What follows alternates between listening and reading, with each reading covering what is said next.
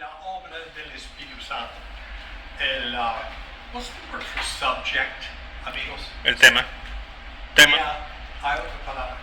Están mis sílabos. El sujeto. Yeah. Hay otra palabra. Materia. Oh. Ok.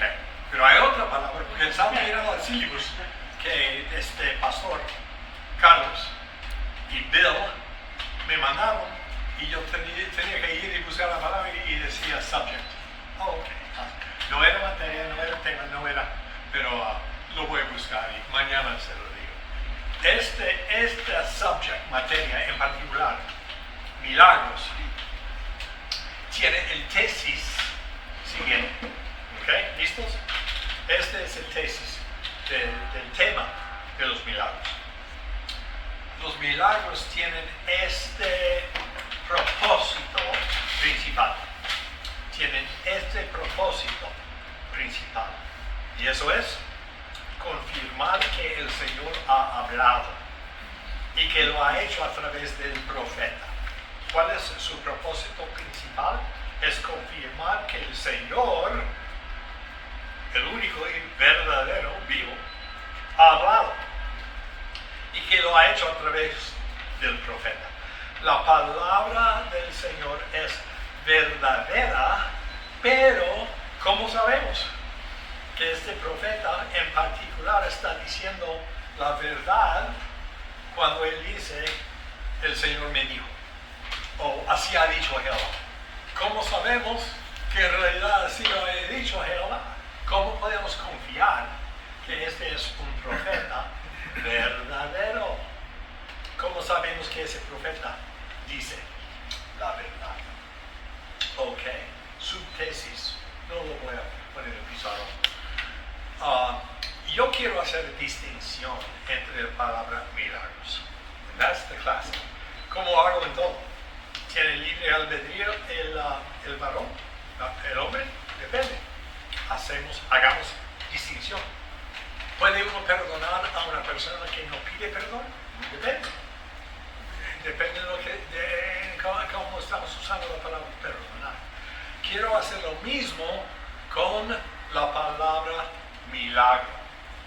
Por lo cual, lo que hago, si lo pusiera en el pizarrón, hay milagros con M minúscula y hay milagros con M mayúscula. That's the distinction. Acuérdense de eso. Milagros, pero con M minúscula. Minúscula. Y milagros con M mayúscula.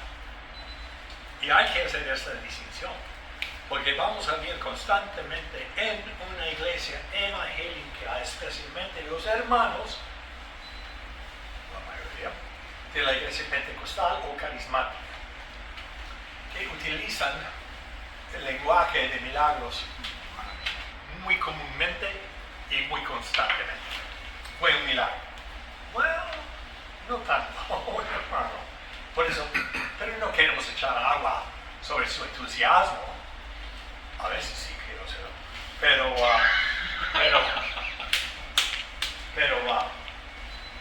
Pero estamos haciendo de diferentes cosas. Y a veces, como le dije a este amigo desde hace muchos años, David, yo sé que soy cristiano. Ahora sí sé que soy cristiano. Porque Dios hizo un milagro en mi vida ayer. ¿Qué? Estaba caminando al centro y de 10 semáforos seguidos se convirtieron en verde en el momento que yo llegué a la esquina. Y le dije, Memo, no es un milagro. Y no es tampoco aseguranza o confirmación que tú eres cristiano. Ese no es el testimonio, la profesión de fe que tú quieres hacer más tarde. Pero no tengas confianza en esas cosas. Porque ¿qué pasa si el semáforo que sigue se pone en rojo en el momento que tú llegas? Luego Dios no existe, no te ama, no te quiere, no te salvó. Cuidado con eso. Milagro. ¿Qué es un milagro? En 1980, levanten la mano si están vivos en 1980. solamente Saúl. Pero él no tenía edad para recordar eso, a lo mejor sí. En 1980, el equipo de hockey, a mí no me gusta el hockey. No sé de hockey, así que no voy a... el juego de hockey, el equipo de hockey de los Estados Unidos de América, el equipo ganó a la entonces Unión Soviética para el oro en las Olimpiadas de hockey. Moscú. Moscú. Estados Unidos ganó a Moscú. Sí. No, pero en Moscú. En Moscú. Sí, claro, 80 fue Rusia, no en Moscú. Ahí en Moscú. Sí. Y todos reconocieron que este equipo de Estados Unidos son como los de la prepa.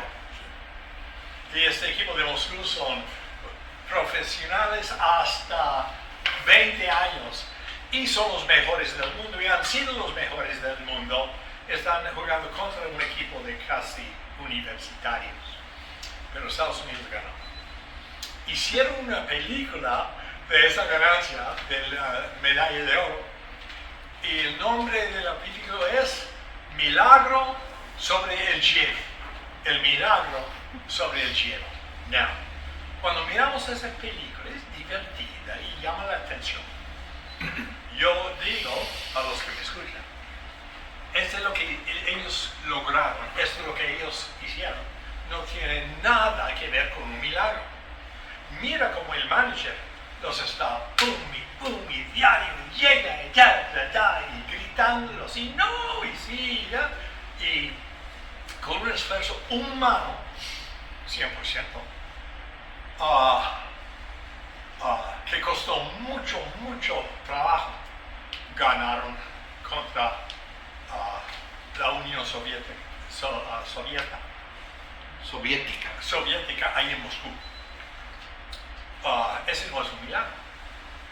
Tampoco consecuencias son milagros. En el sentido que vamos a ver, una consecuencia no es un milagro. Ganar un partido de hockey no es un milagro. En 2002, un piloto de aerolínea americana, creo, perdió potencia de ambos engines, Motores. y había levantado en Nueva York y no tenía poder. Y este piloto pudo encerrar el avión con 153 pasajeros a bordo en las aguas del río Hudson. Y no se perdió ni siquiera una sola vida. Periódico al día siguiente. El milagro en el río Hudson no es un milagro. No es un milagro. Fue un talento experto del piloto después de mucha experiencia, sí, que pudo mantener tranquilidad y su calma, sí, pero no era un milagro.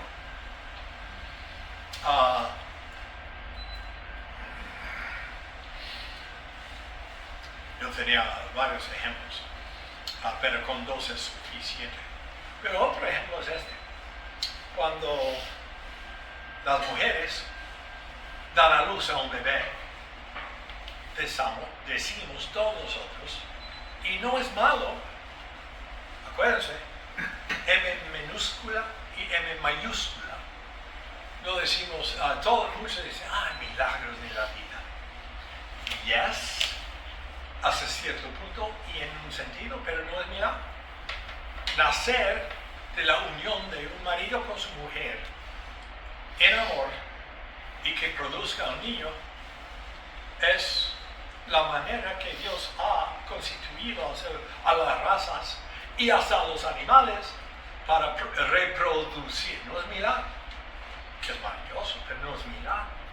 Si una mujer nunca haya conocido un hombre y ella se embaraza sin circuncido a un hombre y da a luz a un niño, a un bebé, a un hijo, eso sí es milagro.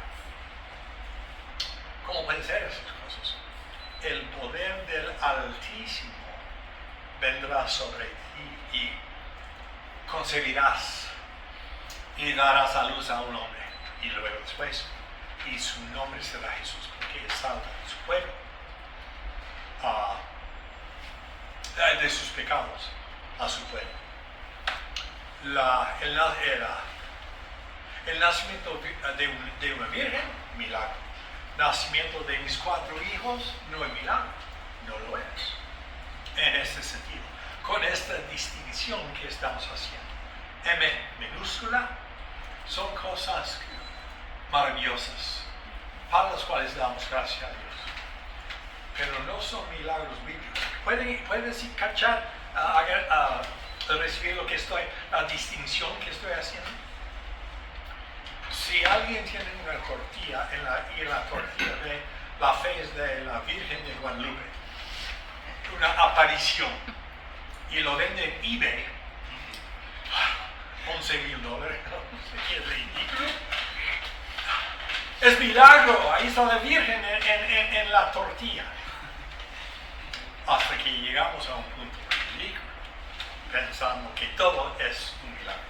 Pero amigos, capten esto. Si todo es un milagro, nada es un milagro. ¿Right? Por eso tenemos que guardar, reservar, cuidar la palabra para los que son verdaderamente milagros. Un milagro. Es un milagro. ¿Y qué? Por eso hay una razón por la cual hay mala teología acerca de los milagros es porque no hemos definido los términos. Es el mismo tesis, pero en otras palabras. Los milagros con M mayúscula sirven para atestiguar que el profeta en cuestión fue enviada por el Señor. Confirman la autenticidad del profeta. Son su credencial. ¿De parte de quién? ¿De parte de quién? De parte de Jehová de los ejércitos. ¿Cuáles son sus credenciales? Yo no te voy a creer que dice de Jehová. Estás loco. Podrían decir eso, ¿no? En el trayectoria de la historia lo han dicho.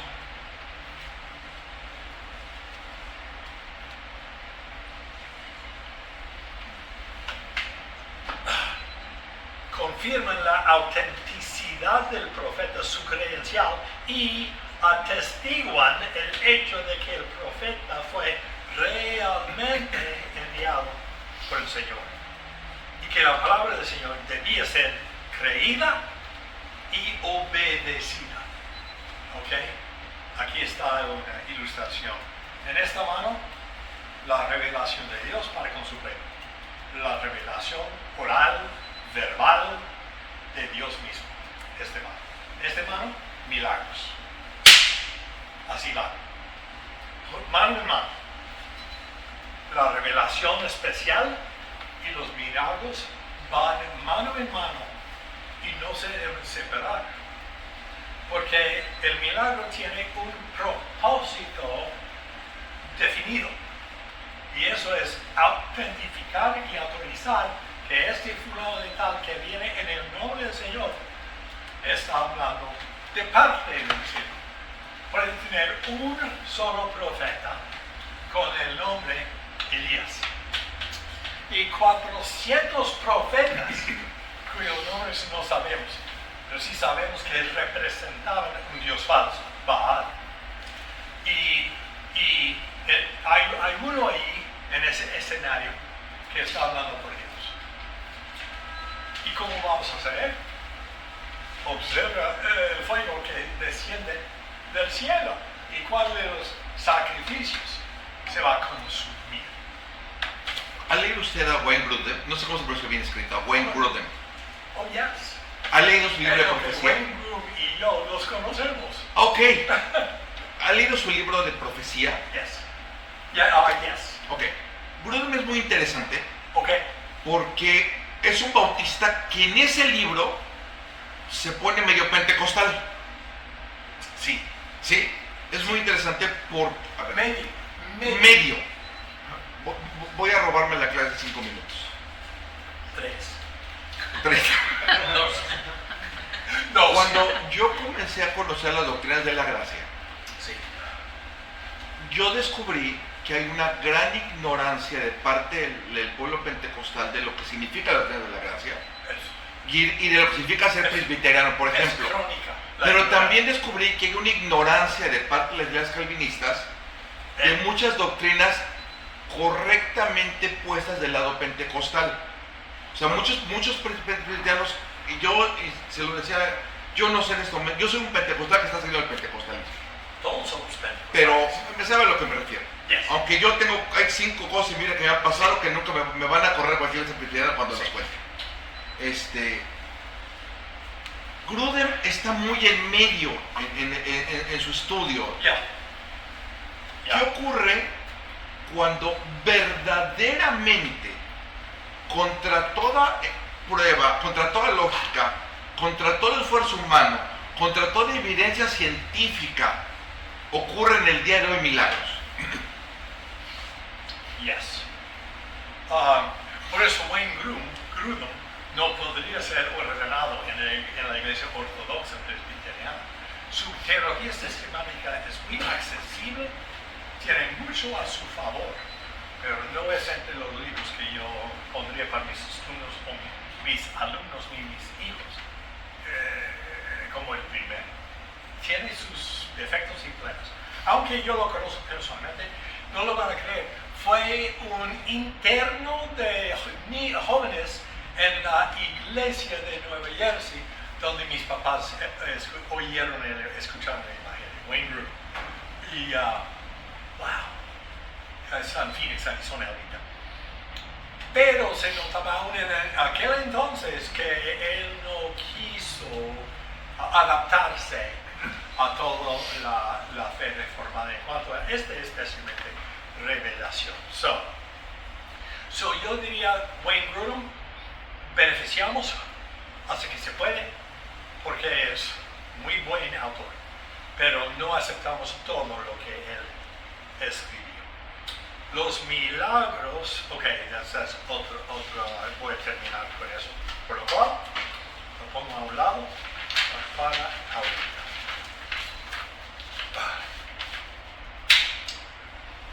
Definición de un milagro, con la distinción que hice: milagro M chica, milagro M grande, y solamente el milagro M grande es un verdadero milagro en todo sentido. ¿Y cuál es su naturaleza y cómo funciona?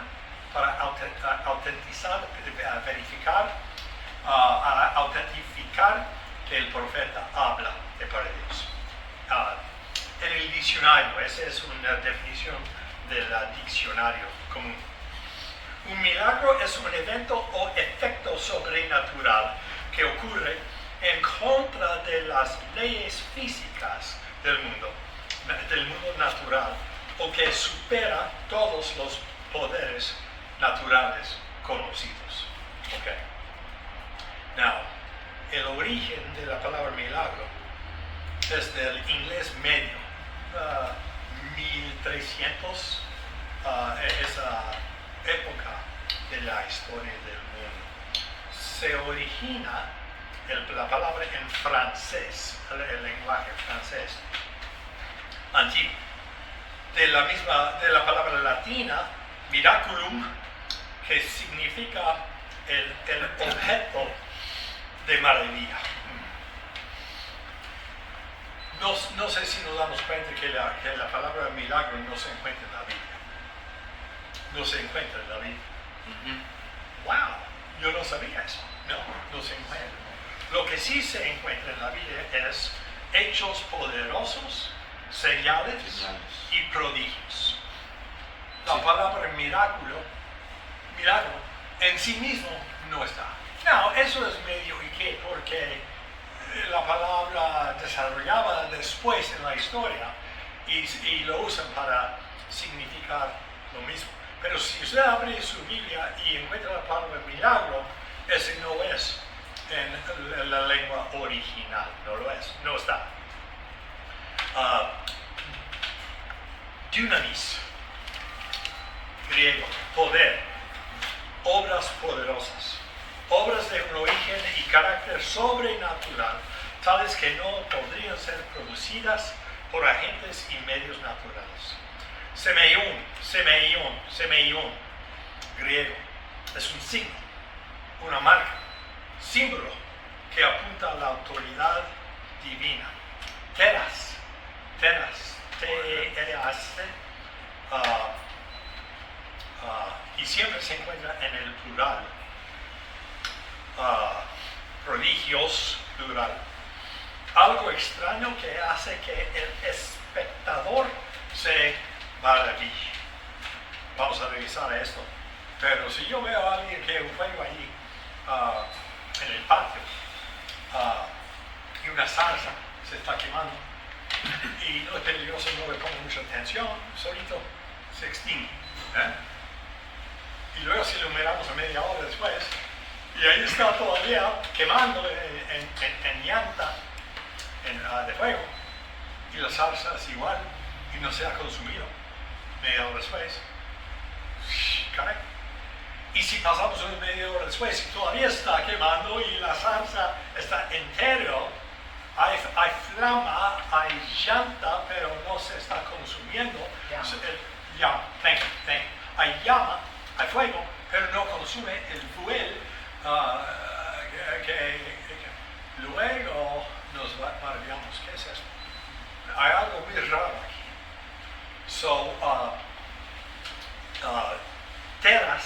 Teras, como verás, es que es algo que nos explica naturalmente, que nos llama la atención. Un signo tiene la atención de apelar al entendimiento. Un prodigio apela a la imaginación y un poder indica su fuente como sobrenatural. William Guillermo Vine, que ha escrito un libro de definiciones de palabras del Nuevo Testamento. Eso es su definición. Lo voy a decir otra vez.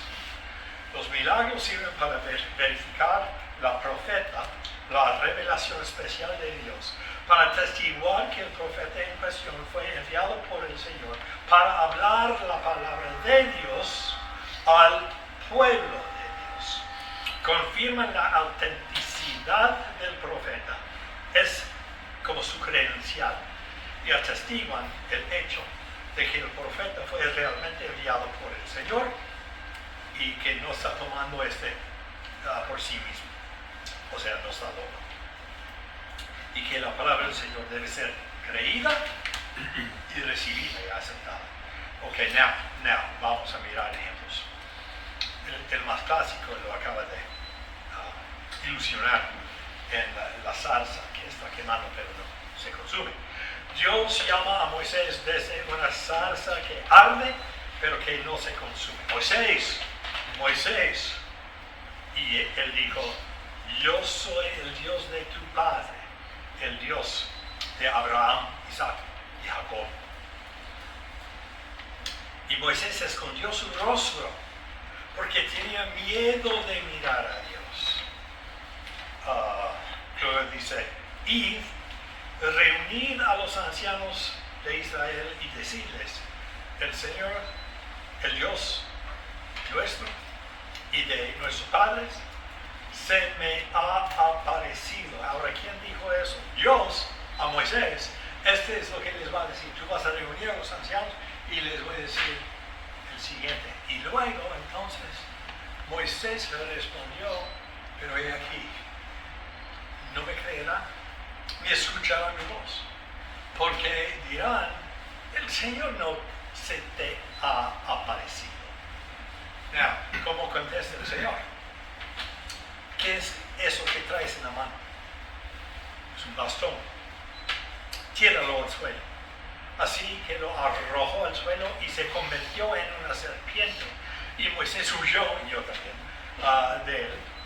Pero el Señor le dijo a Moisés, extiende tu mano y tómalo por la cola. Eso no haré, yo no tengo la fe. Y él extendió la mano y la tomó y se convirtió en un bastón en su mano de nuevo. Para que, escuchen, crean que el Señor, el Dios de sus padres, Abraham, Isaac, Jacob, te ha aparecido. Revelación y milagro que van mano en mano.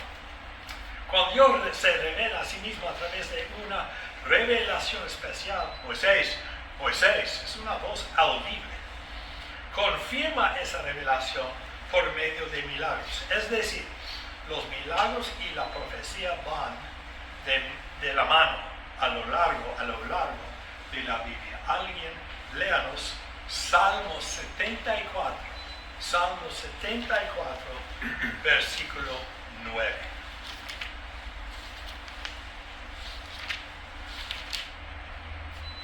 No vemos nuestras señales, ya no queda profeta, ni hay entre nosotros quien sepa hasta cuándo. El salmista aquí está lamentando que el Señor del pacto se ha caído en silencio. No vemos señales y no hay profecía. Pueden ver que el uno le lleva al otro, porque van mano en mano. No se separan. Y el salmista está lamentando el estado espiritual del pueblo de Dios. Lucas 7:13. Lucas 7:13. Favor de abrir sus teléfonos en Lucas 7:13. Ustedes se acuerdan del milagro que Jesús iba a hacer en este momento. Dice, y cuando el Señor la vio, tuvo compasión de ella y le dijo, mujer, no llores. Entonces Jesús se acercó y tocó el féretro, para mí la palabra difícil, féretro, y los portadores se detuvieron. Y él dijo, joven, a ti te digo, levántate. Y el muerto se incorporó y comenzó a hablar. Y Jesús se lo dio a su madre. Y el temor se apoderó a todos ellos. Y glorificaron a Dios diciendo que un hacedor de milagros. Nos dijeron eso. ¿Ok? Como hoy en día. Todo el énfasis a la devoción a la persona. Un miracle worker, un hacedor de milagros. Mira lo que está entre nosotros. No, lo que dijeron es, un gran profeta se ha levantado entre nosotros. Dios ha visitado a su pueblo. Milagros y profecías son inseparables si es un milagro con M mayúscula. Juan 9:17. Juan 9:17. Y volvieron a decir al ciego, ¿qué dices tú de él? Ya que te ha abierto los ojos. Y el que fue nacido ciego, para contestarlos a su pregunta, que es en realidad una crítica o a un ataque, ¿qué dices tú? Él te abrió los ojos, todos te conocemos, te hemos visto día tras día desde que fuiste niño. ¿Qué dices tú acerca de él? Respuesta, él es un profeta. Sobre todo para dar testimonio del Cristo, para dar testimonio a él, hacia él, Cristo, quien no es un profeta, sino es el profeta último. Hay un sentido que todos tenemos oficio de profetas, sacerdotes y reyes. Los tres oficios generales. Pero ese es un oficio general. Pero aquí estamos hablando de la base. de esos oficios, que es Jesús, quien era el profeta de los profetas último, el sacerdote de los sacerdotes último y el rey de los reyes, el último. Juan 5:36. ¿Por qué de las obras que el Padre me ha dado para que las cumpla, las mismas obras que yo hago, dan testimonio de mí, que el Padre me ha enviado? A fin de cuentas, los milagros, todos, desde la zarza ardiente hasta un milagro en Apocalipsis, dan testimonio a Cristo Jesús. Hechos 2, versículo 22. Hechos 2, 22. Varones israelitas, oíd estas palabras. Jesús de Nazaret, varón atestiguado, ahí está, atestiguado por Dios con milagros, prodigios y señales que Dios hizo por medio de él, en medio de vosotros, como vosotros mismos sabéis.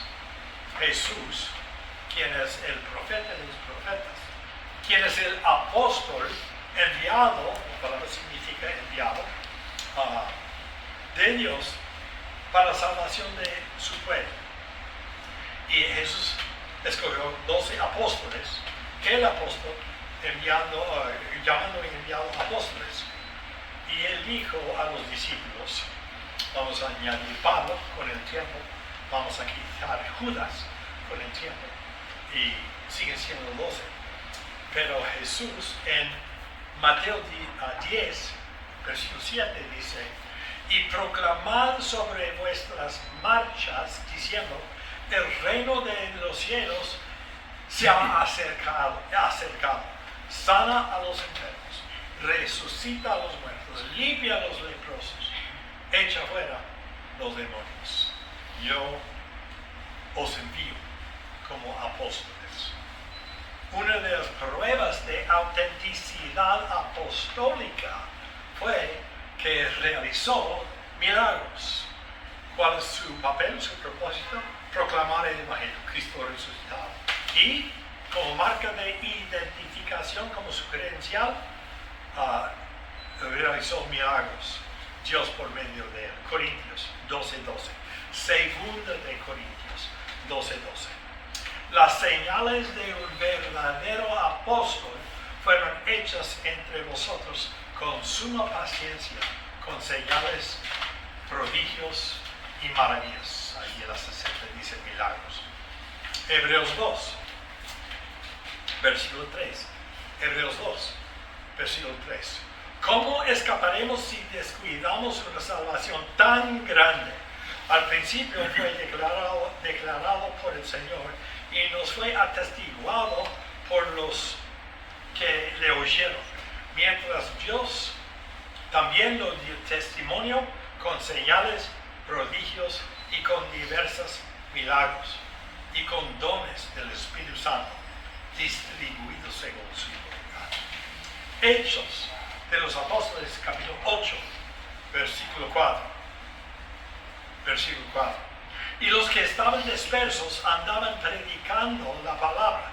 Felipe descendió a la ciudad de Samaria. A propósito, ¿por qué es que Felipe descendió a la ciudad de Samaria si estuvo en Jerusalén? Samaria está al norte. Porque la Biblia dice en muchos lugares, en Hechos y otras partes, y descendió al norte? Why?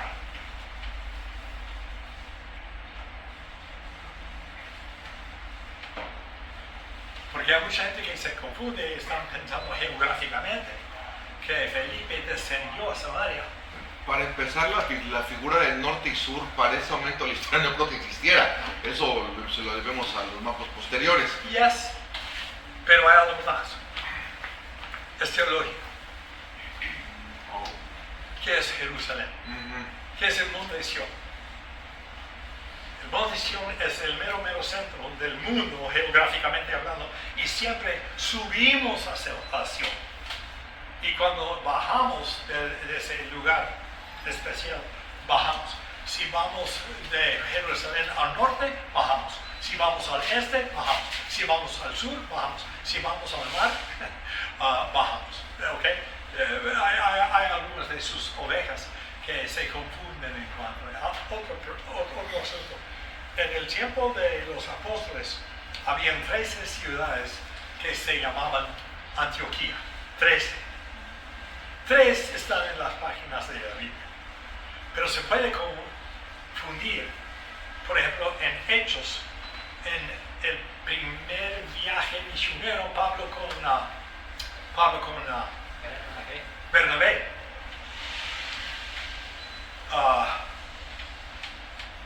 Salieron de Antioquía y llegaron a Turquía, a Asia Menor. Y cuando desembarcaron, llegaron a Antioquía. Why? No entiendo. Bueno, había 13 ciudades que se llamaban Antioquía. Los apóstoles, el centro de la obra misionera fue Antioquía en Siria. Ahora Turquía agarró la ciudad y ya perteneció a Siria, sino a Turquía, y los sirios son muy enojados. Pero esa es la ciudad. ¿Cómo lo encuentras en tu mapa mental? Bueno, siempre acuérdense de la isla de Chipre. Siempre acuérdense de la isla de Chipre. Chipre es una isla en el Mediterráneo que tiene un dedo, ¿no? Es como... Parece pescadito. Parece... Un pez. Ok, un pez con nariz grande. Sí. Y ese nariz, si fuera un dedo, está apuntando algo. Si tú haces una línea de Chipre con su narizonte de pez, te lleva exactamente en Antioquía de Siria. Esa ciudad llegó a ser muy importante de la empresa misionera. Pero había otros antioqueses. La razón histórica es porque Epífanes, Antiochus Epífanes. Antíoco Epifanes. Antíoco Epifanes fue un megalomaniaco, fue loco y muy violento y cruel contra todos, pero en particular los judíos. Y en haber conquistado una ciudad, cambió el nombre Antíoco. Conquistó otra ciudad y puso el nombre Antíoco. That is the reason why históricamente. Y ¿por qué me detengo para esas cosas? Hay veces cuando sus ovejas, sus amistades, sus familiares lo leen y nadie se les aclara la razón por la confusión. Anyway, Felipe descendió a la ciudad de Samaria y les proclamó a Cristo. Descendió porque todos saliendo de Jerusalén descienden a sus respectivos lugares. Y ahora el punto. Y la gente de común acordó,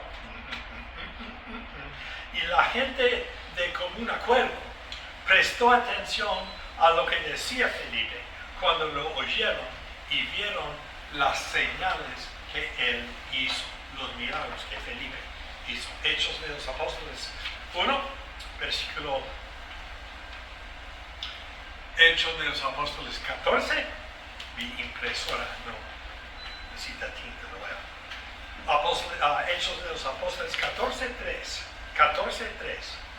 Y permanecieron mucho tiempo hablando con valentía en nombre del Señor, que daba testimonio de la palabra de su gracia, concediendo que se hicieron señales, prodigios por medio de sus manos. Hay más hermanos, hay más versículos.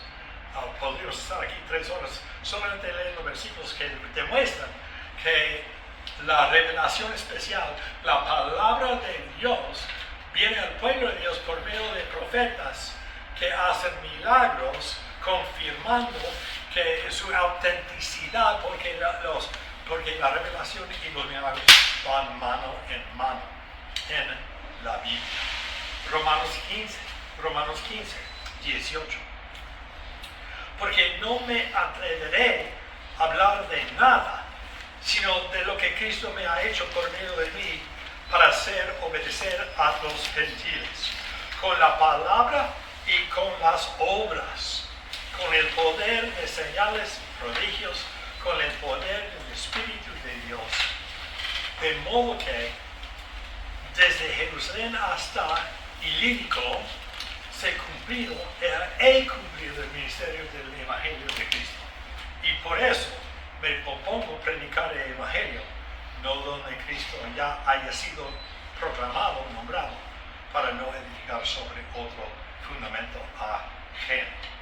Nota, los milagros son una prueba subordinaria. ¿Es that the word? Subordinaria. Los milagros, prodigios, señales, maravillas son una prueba subordinaria. No prueban que Dios haya hablado a través del hacer de milagros en el absoluto, porque hay falsos profetas que también hacen milagros. Por eso es una prueba, pero no es una prueba última y única. Mateo 24, 23. Por favor, váyanse ustedes. Mateo 24, 23. Es Mateo, Evangelio, capítulo 24, versículo 23. Entonces, si alguien les dice, miren, aquí está el Cristo, o ahí está, no lo crean. Y luego, Denis, segunda de Tesalonicenses 20. ¿Quién? 2:9. A ver si es 2:9. Tal vez, bueno, sí, 2:9 dice, la venida del impío será conforme a la actividad de Satanás, con todo poder y señales y prodigios mentirosos. Eso sí. Apocalipsis, Denis, 19, versículo 20.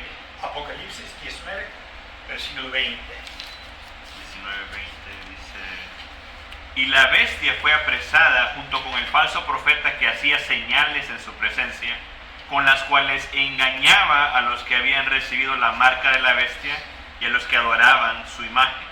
Los dos fueron arrojados vivos al lago de fuego que arde con azufre. Ok, tengo más que decir acerca de eso. Y mis apuntes salieron de la casa muy rápido y mi impresora no está funcionando bien. Y creo que voy a tener que anunciar este punto ahorita y luego comprobarlo bíblicamente mañana. Milagros son una evidencia, pero subordinada. Porque y eso es el siguiente. Si el profeta dice algo acerca de mañana, este es Deuteronomio 18. Acerca de mañana y no sucede, no le hagas caso. Está mintiendo. No lo escuches. Y luego el otro lugar dice, échalo a morir, porque ha hablado presumidamente, no en mi nombre. Por eso, si él dice, mañana va a suceder el siguiente, o pasado mañana, o el año que entra, o el décado que entra, especialmente acerca del regreso de Jesús, que toda profecía loca está poniendo un año para el retorno de Jesús y nunca sucede. Y así comienzan las sectas, pero había una prueba built-in, plantada en el Antiguo Testamento. Si dice que mañana va a pasar X cosa y no pasa, no le hagas caso, no lo escuches. But that works para la profecía de prognosticación. El supuesto profeta prediciendo lo que va a pasar. Eso es definitivo. Si no sucede, ha hablado presumidamente, no lo he enviado, no le hagas caso ni lo escuches. But, no toda profecía es de prognosticación. No todos están prediciendo lo que sucederá. Es más, la mayoría no predicen lo que sucederá. O sí, hay algunos muy importantes. Y que, bueno, como ejemplo, la venida de Mesías en el Antiguo Testamento. Tú, Belén Efrata, aunque es pequeño entre las naciones. Pero no todos son así. La mayoría son nada más diciendo o volviendo a decir la palabra de Dios para su pueblo. Es profecía. Y eso es cuando decimos, bueno, ¿cómo podemos saber? La respuesta. La profecía en cuestión tiene que estar de acuerdo con una previa profecía. Si están en un desacuerdo, no lo he enviado. Y vino el profeta David Cruz al pueblo diciendo: si tendrás dioses ajenos delante de mí, si te harás imágenes de toda criatura arriba, tierra, bajo de la tierra, si tomarás el nombre de Jehová tu Dios en mano, si descuidarás el reposo, si deshonrarás a tu padre y a tu madre, si matarás, cometerás homicidio, si cometerás adulterio, si robarás, si levantarás falso testimonio, está bien mentir, y si codiciarás. Lo que dice este profeta David Krum va en contra a lo que Dios ya ha dicho por medio de su profeta genuino. Hay una prueba, hay nueva revelación por un profeta que no está hablando de mañana, sino los quehaceres, por ejemplo, de los 10 mandamientos y los no haceres. Tiene que estar de acuerdo con lo que el profeta anteriormente había dicho. Eso es una aclaración muy importante. Los milagros son una prueba, sí, pero una prueba subordinada. No pueden que Dios haya hablado a través de hacer de milagros en el absoluto, porque Dios va a enviar falsos profetas que hacen milagros, porque está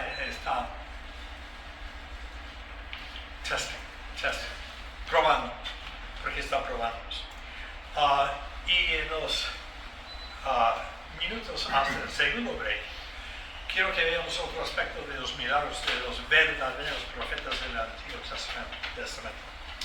Cuando decimos que los milagros atestiguan a Jesucristo, todos, a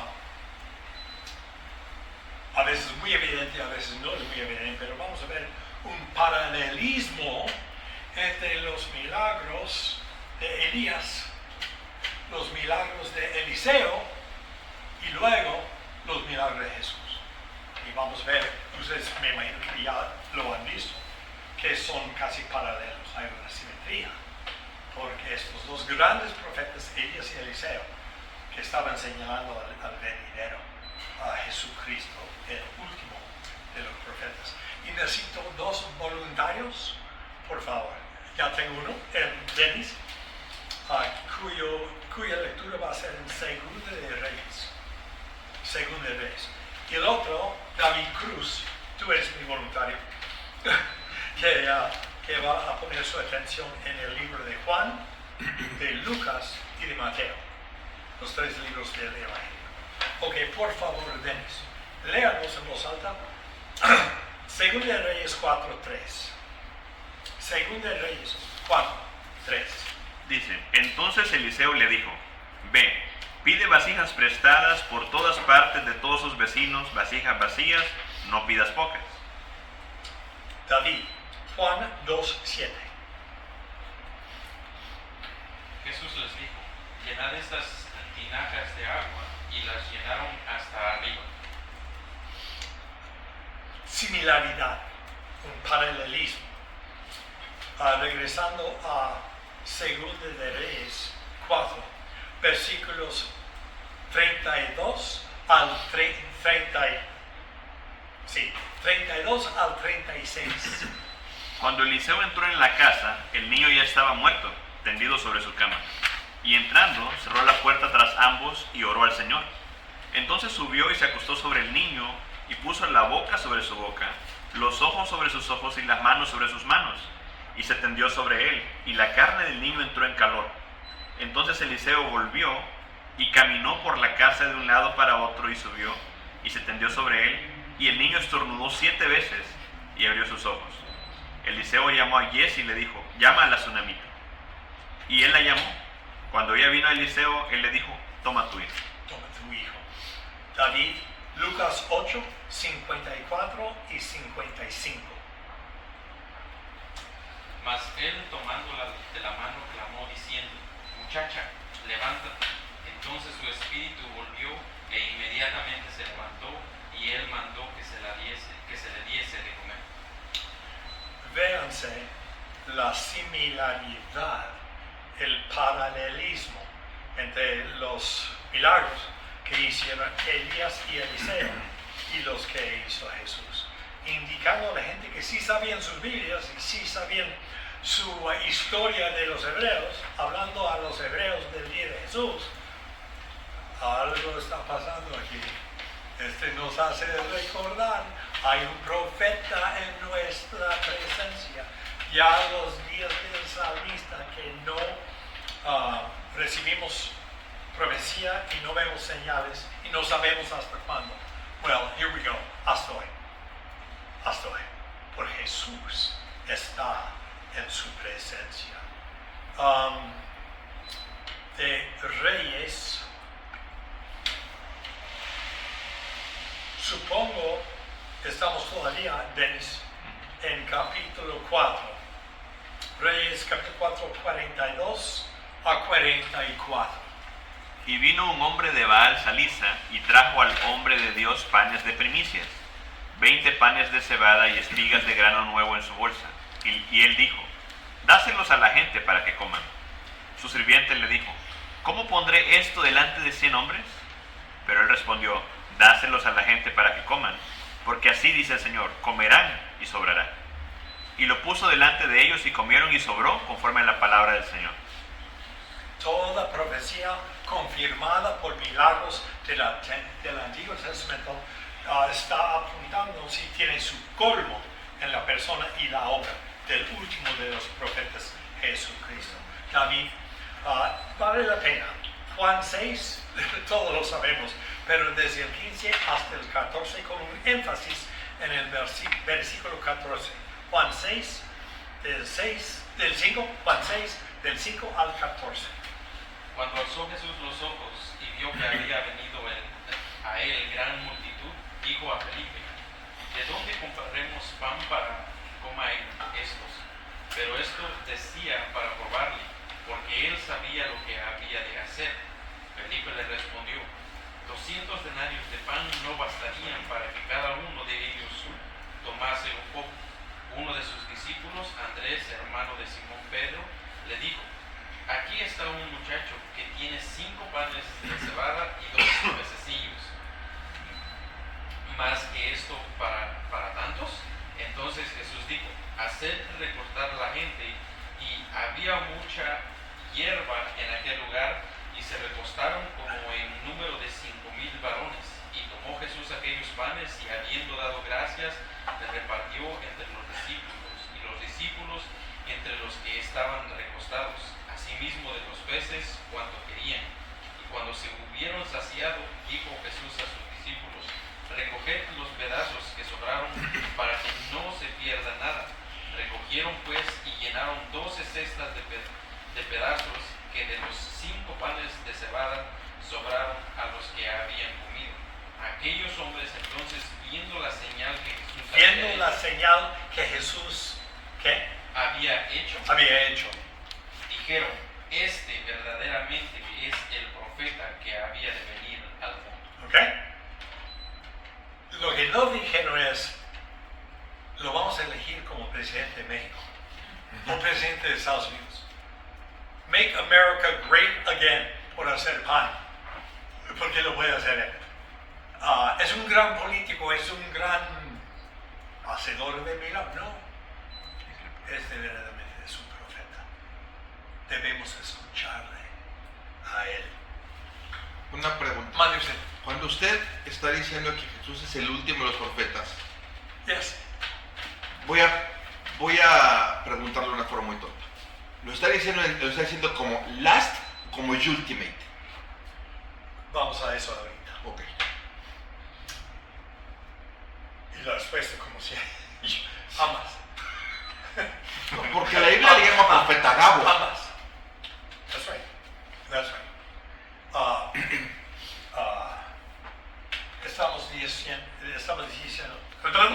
Estamos diciendo el último y el final. Ambas cosas. Con una aclaración y ahí va la. Sí, porque si lo dice como ultimate, está claro. Ya, está claro. Pero como last, pues por lo menos con nombre y apellido está- Gabo está no ahí. tan claro. Por ejemplo, Felipe. Sí, o sea, no digo de un profeta que alguien que invente que es profeta, hablo de los que la Biblia le llama profeta. A eso vamos. Y yo creo que ahorita, después de un break. Acuérdense eso para contestar esa muy buena pregunta. Estamos hablando del sentido de último o de final. Y yo dije ambos. Acuérdense que Jesús no cometió ninguna enseñanza a las escrituras. So, tenía que ser en el caso del asunto que él entregaba su profecía última en las bocas de los profetas del Nuevo Testamento. Los profetas del tiempo, periodo del Nuevo Testamento. A eso vamos. Pero vamos a tomar un descanso y regresamos en 10 minutos.